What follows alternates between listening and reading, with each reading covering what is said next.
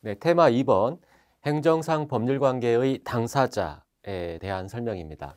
자, 여기에 우리가 기본적으로 기억해야 되는 것은 당사자와 관련해서 행정주체라는 개념이 있고 행정청이라는 개념이 있어요. 이 두 개를 구별하셔야 돼요. 행정주체는 원래 이게 행정주체는 권리 의무의 주체라고 합니다. 권리 의무의 주체. 우리가 보통 당사자라고 할 때 그 당사자를 말하는 거예요. 당사자. 그리고 얘가 뭔가 잘못을 하면 소송은 원래 얘를 상대로 해야 되는 거예요. 원래 맞아요. 그래서 이 행정주체의 당사자, 나한테 어떤 나랑 대등하게 나랑 싸우는 당사자가 누구냐? 나는 국가랑 싸우는 거예요. 국가, 지자체, 공공단체,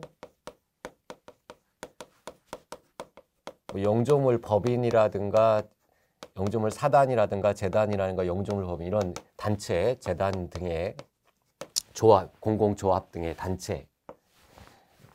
그냥 얘네들 다 똑같으니까 빼버리고 단체다. 그리고 공무수탁 사인. 나랑 싸우는 애들이에요. 국가, 세금을 나한테 때린다. 국가, 지자체, 공공단체, 공무수탁 사인.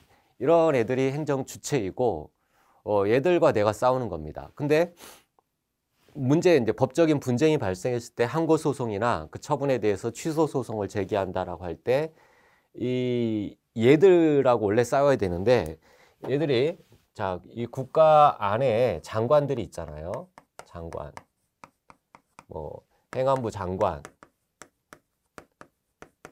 얘네들이 이제 손발이에요. 국가의 손발. 기관이죠, 기관.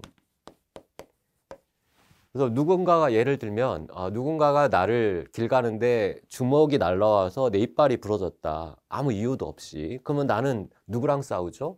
그 손발하고 싸우는 게 아니라 그 사람하고 싸우죠. 그 사람, 당사자. 얘랑 싸우는 거예요. 즉 장관은 손발이에요, 손발. 이 장관하고 싸우는 게 아니란 말이야. 그런데 행정법은 좀 특이하게 돼 있다는 얘기예요. 행정법은 원래는 국가랑 싸워야 되는데 대한민국하고 싸워야 되는데 이게 처분 같은 경우는 행정처분, 대표적으로 허가나 뭐 취소, 처분 이런 것들은 장관이 대외적으로 의사결정을 해서 장관이 독자적으로 대외적인 의사결정을 합니다. 그래서 이 행정청이라는 개념은 얘는 권리 의무의 주체는 아니에요. 손발일 뿐이에요. 손발이 무슨 권리가 있겠어요. 손발은 그냥 일만 하는 거예요. 다만 얘는 어떤 게 있냐면 대외적으로 의사를 결정해서 대외적으로 의사를 표시합니다. 너한테 허가를 해줄게. 아니면 영업 허가를 취소할 거야. 이런 의사 표시. 우리가 직접적으로 당하는 건 이 손발들하고 싸워요. 손발. 그래서 우리 개인에서는 당사자한테 직접 싸우지만 우리 행정법에서는 이 당사자들은 위에 있는 굉장히 큰 덩어리들이고 그 밑에 손발들이 있는데 이 손발들이 우리랑 직접 싸우는 애들이에요. 그래서 소송의 편의상 이 소송법상의 개념, 행정청 소송의 편의상 피고적격, 누구를 피고로 해야 되느냐? 그래서 처분에 대해서 싸울 때 행정청을 피고로 삼는 겁니다. 그래서 이게 좀 여러분이 이해하기가 어려울 수 있는데 아주 쉽게 생각하면 내가 길 가는데 누가 나를 손발이 날라와서 발로 누구를 차거나 해서 맞았다. 그러면 우리 개인들은 원래는 그 사람을 상대로 싸우지 손발을 상대로 싸우지 않는데 행정법은 다르게 돼 있다. 얘가 너무나 덩치가 크다 보니까 손발들하고 우리가 싸웁니다. 그러나 이 손발이 권리 주체가 되는 건 아니에요. 권리 주체는 이 국가 뒤에 숨어 있는 얘네들이다. 그래서 이 네 개 암기, 국가, 지자체, 공공단체, 공무수탁 사인 얘네들만 행정 주체이고 그 밑에 있는 기관들, 이 손발들, 장관, 각부 장관 이런 사람들은 행정청일 뿐이다. 행정 주체가 아니다. 권리 의무의 주체가 될 수 없다. 다만 대외적으로 손발로서 기관으로서 의사 표시만 하는 거고 우리 국민들의 소송 수행의 편의를 위해서 피고적격, 항고소송의 피고적격자로 행정청을 인정하고 있다. 그러나 공법상 당사자 소송은 주체랑 하는 거예요. 주체, 당사자. 얘들이 이제 당사자가 될 수 있는 자예요. 얘는 당사자가 사실은 아닙니다. 손발일 주체가 아니니까. 공법사 당사자 소송은 행정 주체를 상대로 하게 됩니다. 이건 항고 소송에 있어서 피고 적격을 인정하는 것뿐이다. 자, 그것이 이 두 개를 구별하는 것이 중요합니다. 12번 문제를 봅시다. 행정상 법률 관계에서 당사자에 관한 설명 중 옳지 않은 것은 1번이 틀렸는데 행정청이 행정소송의 피고 적격이 인정되는 경우, 그렇죠. 소송 수행의 편의를 위해서 손발이지만 행정소송, 특히 항고소송의 피고 적격을 인정한단 말이에요. 그런 경우 행정 주체가 되는 거 아니다. 당사자가 되는 건 아닙니다. 권리의무의 주체가 되는 건 아니다. 행정청과 행정주체라는 개념은 명확하게 구별되어 있다. 다음 13번. 행정주체가 아닌 것은 그래서 1번의 대한민국이나 3번의 공공조합, 4번의 주택공사, 공공단체이죠. 얘네들은 다 행정주체입니다. 공공단체에 해당하는. 그러나 2번의 강원도 의회, 이 의회는 아무것도 아니에요. 얘네는 의사결정, 밖으로 표시하는 의사결정기관도 아니죠. 그래서 2번이 틀렸고 14번 행정청이 아닌 것은 해서 행정청이 아닌 것은 그래서 2번의 이 국가는 행정주체이죠. 행정주체일 뿐이지 행정청이 아니다. 공무수탁 사이는 행정주체일 수도 있고 행정청일 수도 있고 얘네들은 밑에 기관이 없잖아요. 얘들은 덩치가 크니까 기관이 있는데 얘는 기관이 없으니까 주체이면서 행정청이 될 수도 있습니다. 그래서 2번 국가가 틀렸고 15번 행정소송법상의 행정청에 포함되지 않는 것은 에서 3번의 대한민국 이것은 행정주체이죠. 행정청이 아니라 행정주체. 다음 16번 공무수탁 사인에 관한 설명 중 틀린 것은 1번 지문 판례는 소득세의 원천징수 의무자를 공무수탁 사인으로 인정하고 있느냐. 공무수탁 사인으로 인정하자라는 학설이 있을 뿐이지 판례는 부정하고 있죠. 원천징수 의무자, 우리가 회사에 취직하면 월급을 받는데 월급의 일부를 떼어서 국가한테 선납을 하고 세금으로 선납하고 나한테 세금을 뗀 나머지만 주죠. 예컨대 내가 월급을 300만 원을 받는다라고 해서 10%를 만약 뗀다 하면 300만 원을 떼서 국가한테 세금을 선납하고 나한테는 2,700만 원인가요? 2,700만 원만 주게 됩니다. 이렇게 사업자를 원천징수 의무자라고 해요. 원천징수 의무자. 이런 사업자 원천징수 의무자가 국가 행정을 담당하는 공무수탁 사인이냐? 아니다. 얘는 그냥 기계적인 일만 기계적으로 처리하는 것뿐이지 뭐 도구에 불과하지 공무수탁 사인이 아니다. 결론을 기억하시고 우측에 보시면 끝장 이론이라고 해서 행정주체와 행정청 등을 쭉 소개를 해놨어요. 그러니까 한번 가볍게 읽어보시고 확인하시기 바랍니다. 다음 테마 3번의 공권 이론으로 갑시다. 공권 뭐 어렵게 생각하시면 할 필요 없어요. 권리예요. 권리. 우리 행정법에서 다루는 권리. 법은 다 권리를 배우는 겁니다. 그리고 상대방한테는 의무가 발생하게 되죠. 이 뒤에 숨어 있는 건 의무입니다. 의무. 권리를 배운다. 행정법상의 권리. 근데 우리 행정법은 공법이니까 이것을 공법상 권리라고 합니다. 여러분이 친구한테 돈 빌려줘서 10만 원 받을 권리가 있다. 이것도 권리가 있는데 그건 사법상 권리이고 우리 행정법에서 배우는 건 공법상의 권리를 배웁니다. 그래서 이걸 그냥 공권이라고 하는 겁니다. 권리예요. 쉬운 말로 하면 권리. 수식어에 불과하고 권리를 배우는 거다. 공권. 자, 이런 권리는 국가 행정 주체가 가지는 권리가 있겠죠. 행정 주체가 나한테 가지는 행정 객체, 국민들, 나 같은 국민한테 가지는 권리. 대표적으로 과세권, 세금을 때릴 수 있어요. 세금 내놔라 라고 나한테 강요할 수 있는 힘이 있습니다. 이 과세권 등의 국가의 권리. 이런 것들은 이제 법치 행정에서 법률 유보, 법률 우위 이런 것들을 우리가 쭉 배우는 거죠. 그래서 이거는 뭐 세부적으로 이렇게 나눠져 있으니까 우리가 특별히 2단계에서 공부할 게 아니고 행정 객체가 오히려 이제 여기에 단순한 객체가 아니라 주인이 되어서 행정 주체에게 요구할 수 있는 행정 주체나 행정청한테 요구할 수 있는 그러한 권리. 자, 이것이 공권이란 말이에요. 공권.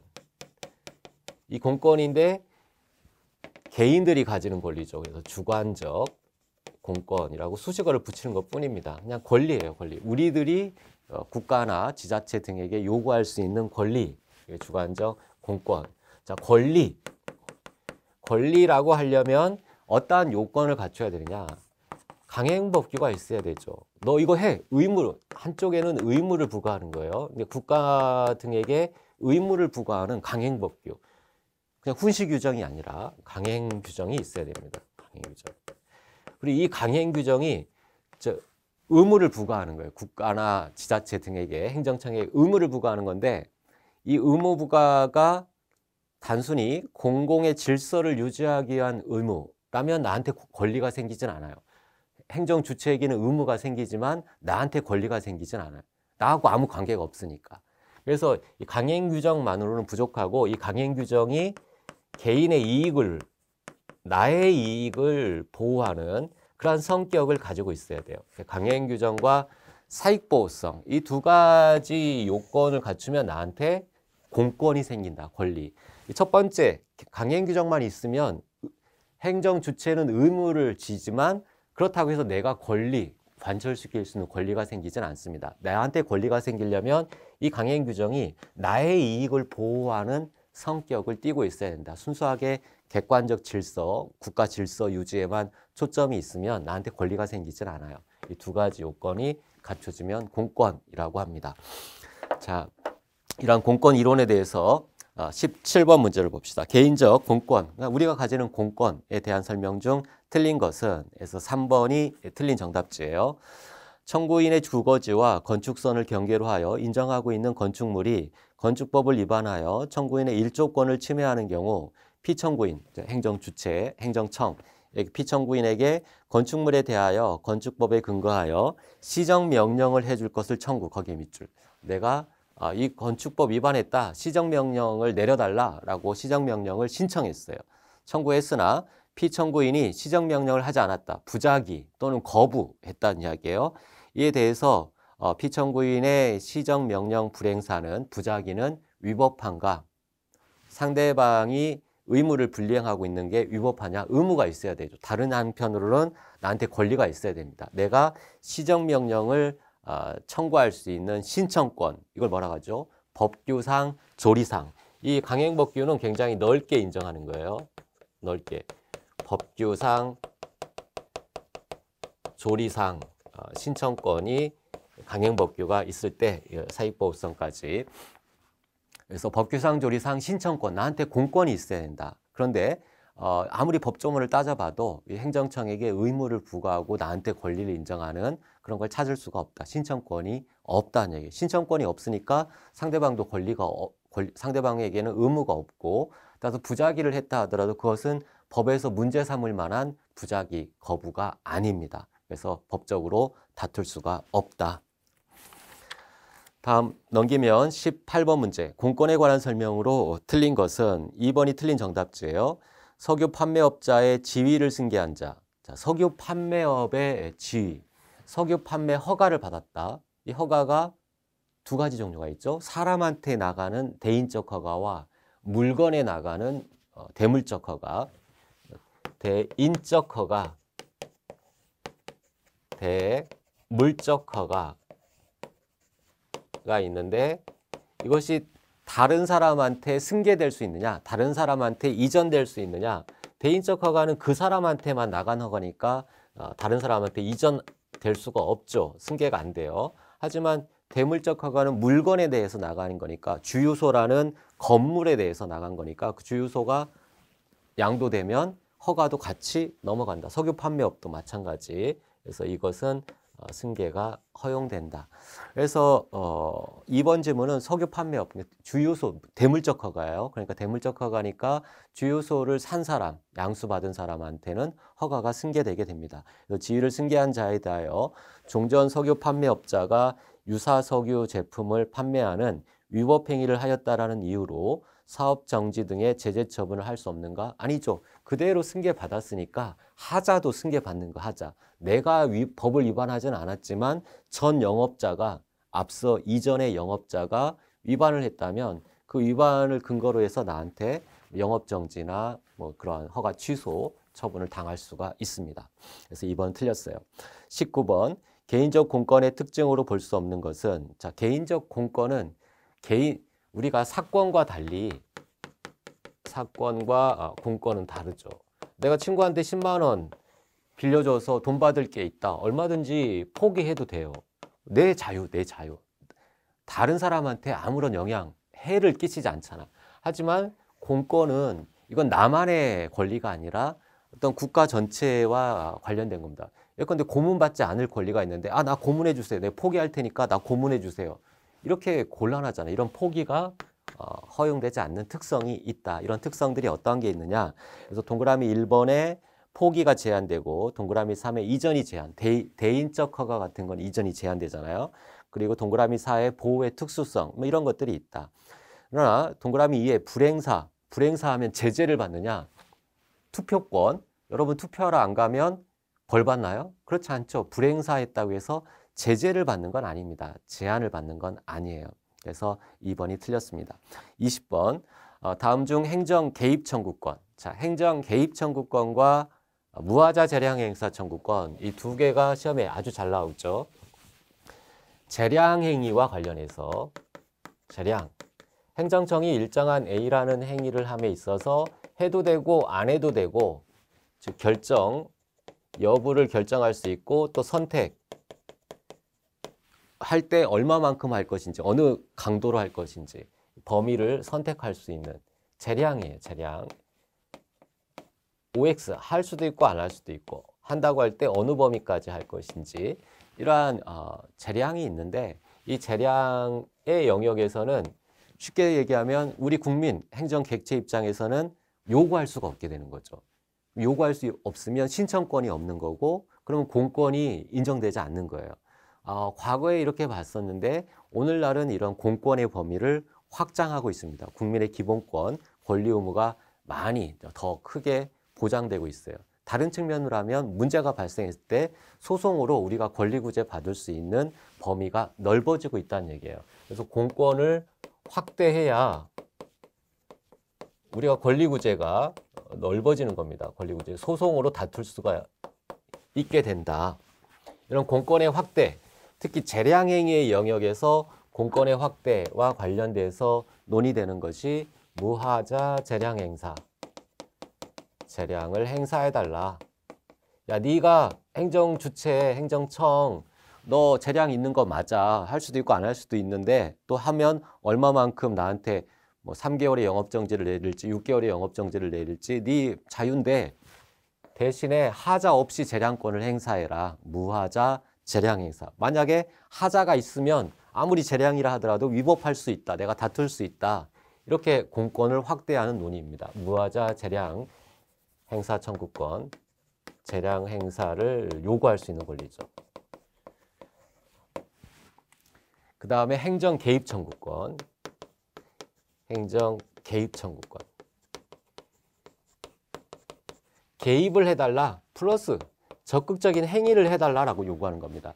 자, 제 행정청은 할 수도 있고 안 할 수도 있어요. 근데 너 할 수도 있고 안 할 수 있는 건 자유인데, 야, 이런 경우는 반드시 해야지. 네가 선택할 수 있는 게 아니야. 반드시 해야 돼. 해줘 라고 요구할 수 있는 특수한 경우에는 행정 개입 청구. 무장공비가 나왔다. 경찰서에 전화해서 경찰 좀 보내주세요. 경찰권을 발동할지 여부는 자유예요. 나 바빠서 못 가겠습니다. 그 정도는 그냥 알아서 해결하세요. 이웃 간의 뭐 소음 이런 정도를 가지고 지금 밤에 3시에 경찰서 지금 경찰관 오라가는 건 너무한 거 아닙니까? 안 갈 수도 있어요. 근데 무장공비가 왔다. 그런데 반드시 가야 되겠죠. 안 갈 수 있는 게 아니라 행정 개입 청구권. 어떤 특정한 경우에는 반드시 해야 된다. 이게 이제 확대되는 논의예요. 재량행위 영역에서도 권리를 인정하겠다는 얘기예요. 개인들에게. 양자의 차이점이 시험에 아주 많이 나옵니다. 무하자 재량행사 청구권은 알맹이가 없잖아요.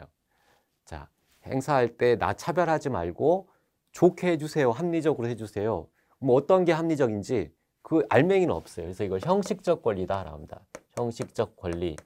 권리인데 우리 공권을 하는 거잖아요. 그래서 형식적 공권이라고 이야기합니다. 이거는 알맹이가 있어요. 반드시 지금 당장 경찰 보내주세요. 저 위법한 건물 당장 철거해 주세요. 불안해서 못 살겠습니다. 일정한 행위를 요구하는 거예요. 알맹이가 있습니다. 이거 실질적 권리죠. 쉬운 말로 이건 알맹이가 있고 이건 알맹이가 없다. 뭘 해달라는 거냐? 아, 그냥 잘해주세요라는 거. 잘해주세요. 근데 반드시 해주세요. 잘. 이거는 특정한 행위. 이거 지금 당장 보내주세요. 저 건물 철거해주세요라고 내용이 명확하게 있는 겁니다. 자, 이 두 개만 좀 비교하시면 되겠어요. 그래서 내용을 한번 살펴보면 20번 문제. 행정 개입 청구권에 관한 설명으로 틀린 것은 3번이 틀린 정답지입니다. 행정 개입 청구권은 사전 예방적 성격을 가지고 있지만 사후 구제적 성격은 갖고 있지 않은가? 아니죠. 위험이 발생하기 전에 미리 개입해달라라고 요구할 수 있고 위험이 발생했으면 이 위험 발생을 제거해달라라고 사후 구제로 얼마든지 할 수도 있습니다. 두 가지 성격을 다 같이 가져요. 다음 21번 행정청의 부작위로 인하여 권익을 침해받은 자가 행정청에 대하여 제3자에 대한 단속, 거기 밑줄 제3자에 대한 단속. 빨리 저 위법한 건물을 무너지려고 하는데 저거 어떻게 철거해 주세요. 저 건축을 막아주세요. 저렇게 계속 쌓다가는 무너져서 자다가 건물에 깔립니다. 빨리 저거 단속해 주세요. 해달라고 요구하는 거잖아요. 행정 개입 청구권에 해당합니다. 내용이 있어요. 자, 그 뒤에 보시면 그 끝장 이론 해가지고 지금 설명드린 내용들의 핵심 내용들을 서술해 놓았으니까 잘 한번 확인해 보시고 다음 테마 4번의 특별 권력 관계. 특별 권력 관계. 자, 특별 권력 관계는 일반 권력 관계와 구별되는 개념이죠. 일반 권력 관계, 법에서 일반이라는 말은 모든이라는 뜻입니다. 모든 국민들한테 똑같이 적용되는 관계. 왜 권력 관계냐? 우월한 주의에서 우리를 찍어 누르잖아요. 내 재산을 뺏어가잖아요. 세금을 걷어가고 나를 좀 잘못하면 감옥에 보내고 그런 일반 권력 관계가 일반 행정법 관계인데 특별 권력 관계, 특별한 어떤 지위에 있을 때, 신분에 있을 때, 상황에 있을 때 적용되는 관계, 그걸 특별 권력 관계. 모든 사람이 아니라 특수한 상황에 있는 사람에게만 적용되는 관계를 특별 권력 관계라고 하고 이걸 왜 논하느냐? 일반 권력 관계는 국민의 권리가 최대한 많이 보장이 되는데 특수한 관계에 들어갔으면 좀 제한을 받는다. 예컨대 방산업체에 취직을 했다. 지금 전쟁 나서 총 만들고 탱크 만드는. 근데 얘네들이 파업한다. 그러면 국가 망할 수 있잖아요. 그러니까 너는 좀 파업하지 말아라. 이렇게 좀 제한하는 그런 제한의 법리가 적용되는 관계를 특별 권력 관계. 국민의 권리 의무가 제한될 수 있다. 또 제한이 있다 하더라도 그것을 소송으로 다툴 수가 없다. 사법심사가 배제되거나 제한받을 수 있다. 이런 논의들을 특별 권력 관계라고 합니다. 공무원 관계, 공공 영조물 이용 관계 뭐 등등을 대표적인 예이죠. 자, 22번에 특별 권력 관계에 관한 설명으로 틀린 것 4번이 틀린 정답지예요. 특별 권력 관계를 기본 관계와 경영 수행 관계 울레의 견해죠. 울레라는 독일 학자. 울레. 기본 관계와 경영 수행 관계로 나누는 견해에 의하면 공무원에 대한 직무상 명령에 대해서는 사법심사가 가능한가? 그래서 울레를 비롯해서 공통적으로 기본 관계와 경영 수행 관계 이거는 본질적인 관계, 외부 관계와 연결되고 이건 내부 관계, 내부에만 영향을 미치는 비본질적인 관계 이렇게 보시면 돼요. 이 기본 관계는 신분 박탈, 공무원을 생각하면 대표적인 특별 권력 관계가 공무원이니까 공무원의 신분을 박탈한다. 너 비위 가서 나이트 가서 막 이상한 행동하고 해서 사회적으로 물의를 일으켰으니까 너 파면이야. 이 신분을 박탈하는. 이거는 완전 굉장히 센 거죠. 이거는 사법심사가 가능하다. 똑같이 일반 국민처럼 똑같이 보호를 해줘야 된다. 사법심사 가능. 경영수행관계, 내부적으로만 영향을 주는. 9시에 출근해. 출근했다가 너는 책상 이쪽에서 일해. 너 어디 파견, 저기 좀 제주도에 가서 일 좀 하고 와. 이런 내부적인 경영 수행 관계, 직무 관련된 명령 관계 이런 것들은 굉장히 재량이 넓어야 되겠죠. 그래서 사법 심사를 하지 않는다. 이렇게 둘로 나눠서 보는 게 현재의 통설적인 견해입니다. 그래서 첫째 줄에 직무상 명령이라고 나와 있잖아요. 이건 내부 관계입니다. 내부 관계. 따라서 사법 심사가 배제되게 돼요. 다음 23번. 다음 중 상대방의 동의에 의한 특별 권력 관계의 성립 중에 성질이 가장 다른 것은, 그래서 나머지는 자유예요. 자유. 공무원 내가 시험에 응시해서 공무원 관계가 되겠다. 자발적으로. 국공립대학, 내 사립학교 갈 수도 있는데 국공립대학에 입학하겠다. 자발적으로 하는 겁니다. 그러나 4번에 학령아동의 초등학교 취학, 이건 의무교육이죠. 의무교육이라고 들어봤죠? 이거 안 하면 처벌받습니다. 학령아동, 학교 들어갈 아이가 있으면 반드시 학교에 보낼 의무가 있어요. 그래서 이거는 비자발적, 강제적 그런 속성을 가지고 있다는 점에서 나머지와 차이가 있다. 다음 24번. 특별 권력 관계 또는 특별 행정법 관계에 관한 예로 적절하지 않은 것은, 나머지는 특수한 관계에 있는 그 사람이기 때문에 특별 취급을 하는 건데 4번을 보시면 국민에 대한 조세부과, 모든 국민은 국민이라는 것 자체로 세금을 내야 되는 거죠. 이건 일반 관계입니다. 일반 권력 관계에 해당하게 돼요. 그래서 25번도 마찬가지 조세부가처분은 일반 권력 관계이다. 그다음 26번. 특별 권력 관계 이론에 대한 설명 중 틀린 것은, 에서 4번이 틀렸는데 계속 반복해서 나옵니다. 공무원에 대한 직무 명령은 외부 행위 아니죠. 내부적으로 너 몇 시에서 몇 시까지라고 어디로 전출되고 이런 내부적인 관계에 불과해요. 따라서 사법심사의 대상이 되지 않는다라고 보는 것이 오늘날 일반적인 견해입니다. 자, 거기까지 특별 권력 관계를 살펴봤어요. 다음에 제4장 법률 사실과 법률 요건. 자, 말이 어려울 뿐이지 법률 사실, 법률 요건 그냥 모르셔도 돼요. 그런 말들은. 우리가 어떤 지금 권리 의무의 효과를 공부하고 있습니다. 행정청이 나한테 어떤 세금을 부과하거나 의무를 부과하거나 권리를 제한하거나 이런 효과가 발생하기 위해서는 법치행정의 원칙상 법에서 정해진 요건을 갖춰야 되죠. 그게 법률 요건. 그 법률 요건을 구성하는 사실이 하나의 사실로 법률 요건이 될 수도 있고 여러 개의 사실로 법률 요건이 될 수도 있습니다. 그 구성하는 개개의 사실을 법률 사실이라고 해요. 이 개념 몰라도 됩니다. 그냥 바로 들어가서 핵심적인 내용만 기억하시면 돼요. 자, 문제 1번에 행정법상의 시효 및 기간에 대한 설명 중 틀린 것은, 그래서 2번이 틀렸는데 국회법에 따른 기간을 계산할 때, 국회법뿐만이 아닙니다. 모든 법이 다 마찬가지예요. 모든 행정법 다 마찬가지, 사법도 마찬가지. 기간을 계산할 때에는 첫날을 산입하지 않아. 초일 불산입 원칙이라고 그래요. 오늘 지금부터 하면 지금 거의 12시가 됐는데 하루 반이 날아갔잖아요. 하루를 온전하게 보존해 주기 위해서 그 다음 날부터 계산합니다. 이걸 초일 불산입 원칙이라고 해요. 맞고, 공무원연금법에 따른 급여를 받을 권리는 급여 사유가 발생한 날로부터 3년간 행사하지 아니하면 시효로 소멸하느냐. 자, 어떤 권리가 있다 하더라도 그 권리를 일정한 기간 동안 행사하지 않으면 소멸시키는 제도, 이것을 소멸시효라고 해요. 이 소멸시효, 일반 개인들 사이에서의 소멸시효는 10년입니다. 하지만 공법관계에서 기본적으로 적용되는 소멸시효는 5년이다. 여러분 거의 그냥 5년 이렇게 생각하시면 거의 맞아요. 공법관계에서의 권리의무관계에 관한 시효는 5년이다. 3년이 아니라 5년. 다음 문제 2번 문제. 공법상 시효 제도에 관한 설명 중 틀린 것은, 에서 2번이 틀렸는데 중요합니다. 2번 질문 잘 기억하세요. 공법상 부당이득 반환 청구권은 원칙적으로 사건에 해당하므로 10년의 소멸시효가 적용되느냐. 자, 사건은 원래 10년이라고 했어요. 그런데 공법상 부당이득 반환 청구권. 예컨대 내가 세금을 국가가 더 뜯어갔다. 내가 100만 원만 내면 되는데 150만 원을 내라고 해서 냈다. 나중에 취소 소송에서 이기거나 무효 확인 소송에서 이겼다. 그럼 50만 원 더 낸 거니까 돌려달라. 이게 부당이득이에요. 공법상 부당이득.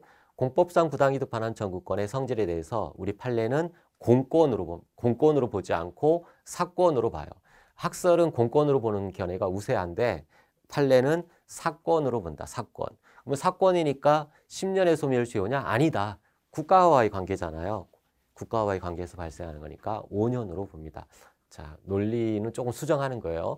우리 판례는 공법상 부당이득 반환 청구권의 법적 성질, 사법관계로 본다. 다만 시효는 시효는 공법의 규정인 5년을 적용한다. 사건이고 5년이다. 기억하시기 바랍니다. 다음 문제 3번. 공물의 시효취득. 자, 시효취득은 반대죠. 소멸시효는 일정 기간이 지나면 권리가 소멸하는 거고, 시효취득은 일정한 기간이 지나면 취득시효, 일정한 기간이 지나면 권리를 취득하는 거예요. 즉 토지 소유권을 취득하는 겁니다. 남의 땅을 20년 동안 점유하면서 사용하면 소유권을 취득해요. 이걸 취득시효라고 하고, 국가 땅들이 이렇게 많이 뺏기죠. 다만 이 취득시효는 모든 부동산에 대해서 적용되는 것이 아니라 국가 재산 중에 일반 재산, 잡종재산, 일반 재산에 대해서만 취득시효가 인정이 되고, 보존재산이나 행정재산 이런 것들은 취득시효가 적용되지 않습니다. 그래서 2번 지문이 틀렸는데, 보존재산 거기 밑줄, 문화재 같은 보존재산, 국민이 20년 동안 갖고 있으면 소유권 취득하느냐? 안 된다는 얘기예요. 일반 재산만 취득시효 대상이 된다. 자, 그 정도만 확인하시면 되겠습니다. 다음 테마 2번에 공법상 사무관리와 부당이득. 자, 그 중요하진 않아요. 부당이득은 좀 아까 설명한 대로 중요한데, 사무관리라는 건 법률상 계약상 의무가 없는데도 다른 사람의 일을 처리하는 것, 이걸 사무관리라고 그래요.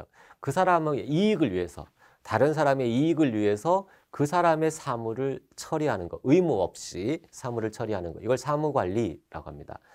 예컨대 옆집 사람이 휴가 갔는데 홍수가 막 비가 엄청나게 내려가지고 지붕 뚜껑이 날아가서 비가 막 들이치고 있어요. 그래서 내가 의무는 없는데 비 맞으면서 옆집에 올라가가지고 지붕을 수리해주고, 그리고 나중에 이제 그 옆집 사람이 돌아오면 내가 수리한다고 돈 들었으니까 돈 내놔라, 이렇게 청구할 수 있는 권리, 이걸 사무관리라고 합니다. 그럼 국가 공법상 사무관리라는 건 예컨대 개인의 재산이 막 흩어지고 있을 때 국가가 내 재산을 대신 관리해주는, 의무가 없죠. 의무가 없어도 대신 관리해주고 권리를 요구할 수 있는 그 사무관리입니다. 별로 중요하진 않아요. 아, 다른 사람의 사무를 의무도 없는데 처리해주는구나. 개인, 국민들의 사무를 국가가 대신 의무도 없는데 처리해주는, 그리고 뭔가 그럼 내가 거기다가 돈을 주거나 의무를 부담하는구나. 이게 이제 사무관리. 부당이득은 서로 아무 원인 없이, 법률상 원인 없이 이득을 얻었을 때 그 이득을 부당한 이득이다. 그래서 부당이득, 돌려달라 청구하는 게 부당이득. 대표적인 게 세금을 너무 많이 냈다. 돌려달라.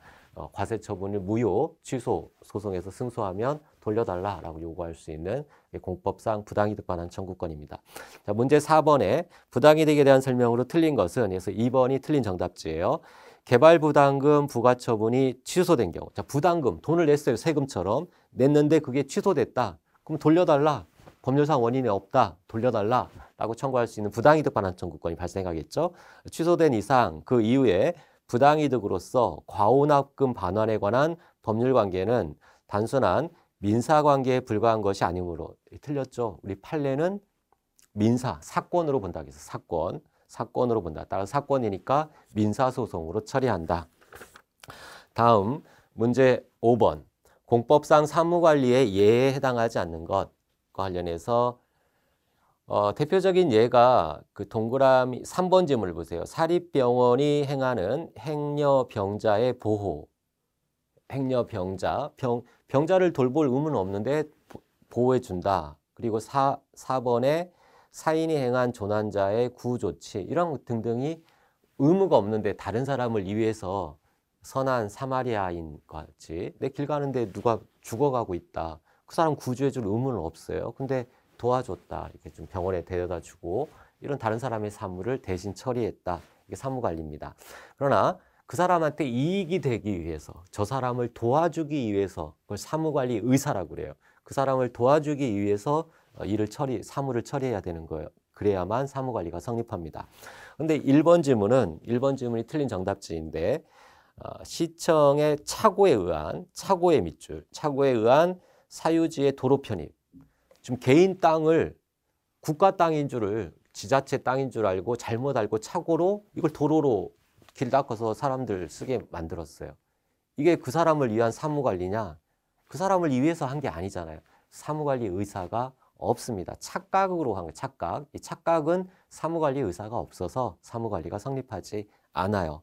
착오 이런 말들이 들어가면 사무관리 부정된다. 그렇게 기억하셔도 무방하겠습니다. 다음 5장 챕터 5 5장 사인의 공법행위. 자, 개인들의 공법행위입니다. 국가가 하는 행위는 대부분 공법행위죠. 공법과 사법관계 구별할 때.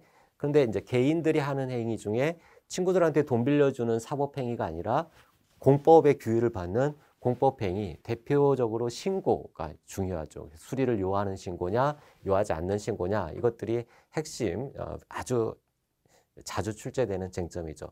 어쨌든 봅시다. 자, 첫 번째 테마, 사인의 공법행위에서 1번 지문, 사인의 공법행위에 관한 설명 중 틀린 것은 2번이 틀린 정답지예요.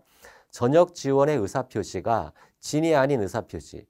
군대 가려고 생각 안 하는데 가짜로 허위로 군대 가겠다라고 나 해병대 지원하겠다라는 의사표시를 했어요.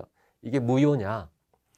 결론은 우리 민법에는 진이 아닌 의사표시, 착오에 의한 의사표시, 사기 강박에 의한 의사표시 이런 문제가 있을 때 의사표시에 뭔가 문제가 있을 때 그걸 무효로 하거나 취소로 하거나 그것들을 규정하고 있습니다. 근데 결론은 우리 민법상, 사법상의 어떤 의사표시의 하자, 이 규정은 전혀 공법행위에는 적용되지 않는다. 그것만 기억하시면 돼요. 공법행위에는 사인의 공법행위에는 공법관계에는 그런 의사표시, 민법의 의사표시에 관한 규정을 적용하지 않는다. 그럼 어떻게 볼 거냐?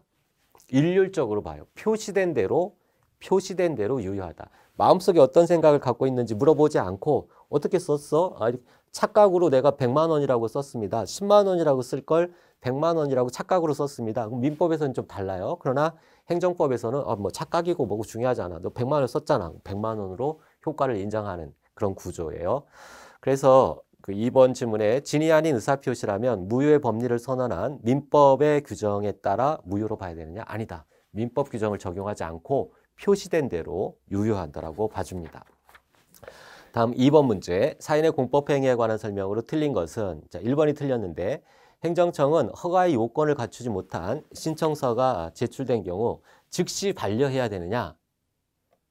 그러면 다시 또 해서 들어올 거 아니에요. 국민들이 어차피 요건을 다시 만들어서 하면 받을 수 있는데 이게 요건이 좀 인지를 안 붙였다거나 요건이 좀 미비돼 있다고 해서 그냥 100% 아웃시키면 곤란하다. 행정 편의적인 거잖아요.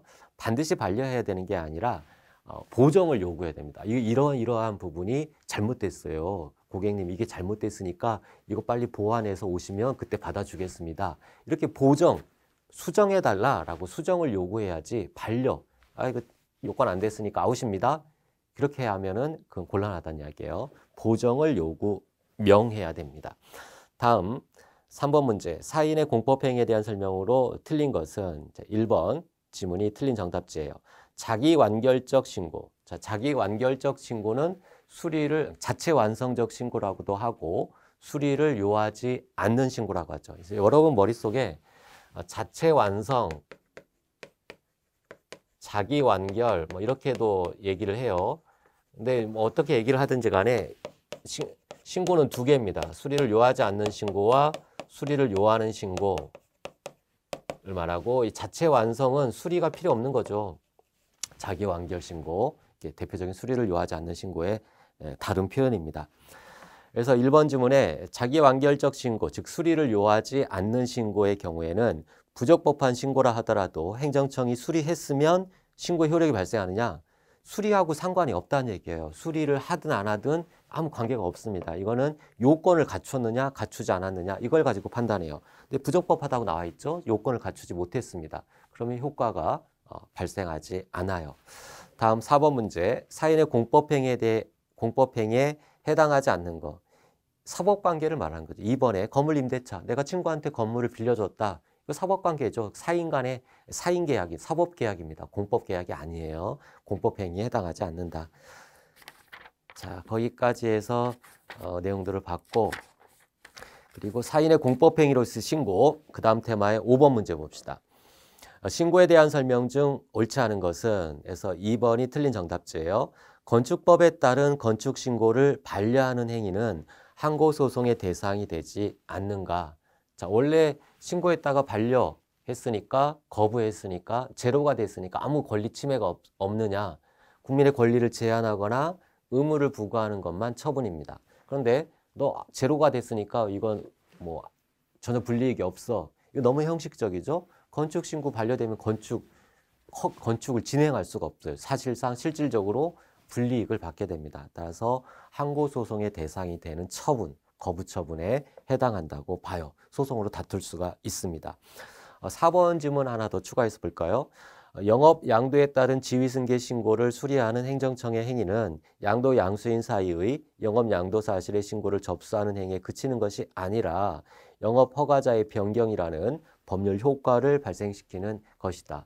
한 영업 양도가 됐다라고 이쪽에 신고를 받아서 수리를 해주면 어떤 문제가 발생해요? 전 영업자는 영업 허가를 상실당하는 불이익을 받는 효과가 있다는 얘기예요. 단순히 두 사람의 문제가 아니라 제3자, 전 영업 허가자의 권리를 제한하는 의미도 함께 갖는다. 기억하시기 바랍니다. 다음 6번 문제. 사인의 공법 행위 중 신고에 관한 설명으로 틀린 것은 에서 4번이 틀린 정답지예요. 인허가 의제 효과를 수반하는 건축 신고는 자체 완성적 신고인가? 자, 형식적 요건만 갖추면 당연히 접수를 해야 되고 바로 접수 자체로 수리를 요하지 않고 바로 효과가 발생하느냐? 전제가 있죠. 인허가 의제. 다른 법에 의해서 열일이 허가를 A, B, C 세 개를 받아야 되는데 이 D 이거 하나 받으면 이 세 개 받은 거 다 포함되는 걸로 보는 이게 인허가 의제 제도잖아요. 그러면 이것의 형식 요건만 심사하느냐? 아니죠. 이 허가는 형식적으로 D에 대한 허가지만 A, B, C에 대한 허가를 다 포함하고 있기 때문에 A, B, C의 실질 요건을 갖췄는지를 심사를 해야 됩니다. A, B, C의 요건을 갖췄는지를 심사를 해야 됩니다. 심사를 해야 되니까 수리를 요하는 신고에 해당해요. 그러니까 자체 완성적 신고가 아니다. 다음 7번 문제. 수리를 요하는 신고가 아닌 것은 에서 나머지 수리를 요하는 그러니까 실질 심사를 필요로 하는 그러한 신고이고 3번만 수리를 필요로 하지 않습니다. 3번 골프장 이용료 변경 신고. 내가 예컨대 극장에서 그 영화 한 편 보려면 7,000원에서 8,000원으로 올린다. 이런 거 그냥 신고만 하면 된다는 얘기예요. 수리까지 필요하지 않다. 자, 그 정도에서 오늘 여기까지 보도록 하겠습니다. 다음 시간에는 이제 그 파트 2의 일반 행정작용에 대해서 살펴보도록 하겠습니다. 수고하셨습니다.